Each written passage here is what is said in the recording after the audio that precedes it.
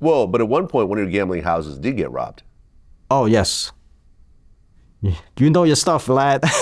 You know, you did your research, I can tell. Okay, Actually, so how did that go down? okay, so one of the Cambodian Peter's Dailo, who's also my Dailo, he's 2 ranks above me. He made a lot of money to opening gambling houses all around Chinatown, Brooklyn, and in Flushing. And one of the gambling house was located in Flushing, Queens, in a high-rise condo, expensive condo over there, where it was those new condos that they built back in the 80s. And he catered to the high rollers. So there's always like just a limited small amount of people. The high rollers will go to that condo to gamble. And so he would send me and Cambodian Peter there sometimes with a couple of our other soldiers and associates there. And then one day the place got robbed. So I guess he did his method of deduction. Like he would know that it's not me, it's not Cambodian Peter, it's not Big Chicken. Who else stepped foot in that place? So it's the associate that he deduced that this is the guy that must have, did it.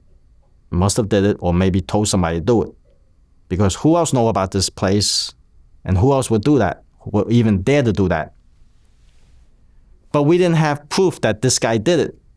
So he's asking me, like, I think this guy did it. I'm pretty sure he did it. So take care of it, right? But then we didn't have proof that he did it. He never admitted that he did it. So, but he never, my Dailo never forgot about this. It was still in his mind after many, many years. He just couldn't let it go because he felt disrespected. It was a slap in the face to him because that's all his high rollers, all his clients that's special to him, a special group of clients that he would send over to a nice establishment to gamble, and then they get robbed. So he remembered after all those years, and even when I was a cop, after so many, you're talking about decades, one day I bumped into him while I was in my uniform and police scooter, and I saw him after many years later. And the first thing out of his mouth was, have you heard from him? Like any news about this guy? After so many years. That's sometimes the Chinese, they don't forget. Mm-hmm. They just don't forget. They just have the patience to wait and wait until they get their revenge. That's how the Chinese are. And I only understand that because I hang around with them. I'm American-born Chinese. I don't have that mindset like them, but hanging around with them for so long, for so many years, I understand the way they think. I mean, that particular robbery, the high rise, how much money got robbed that day? Oh, I wouldn't know. Remember, we were like teens. We don't know the numbers that's coming in and out from a gambling house.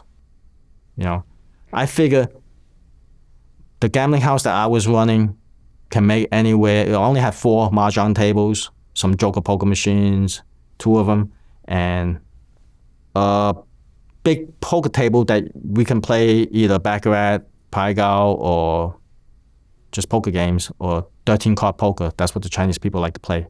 So I only have 5 tables there.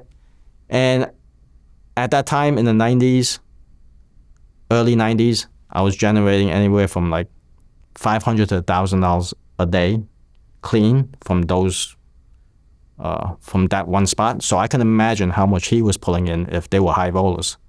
So he was probably pulling in a lot more than what I was pulling in.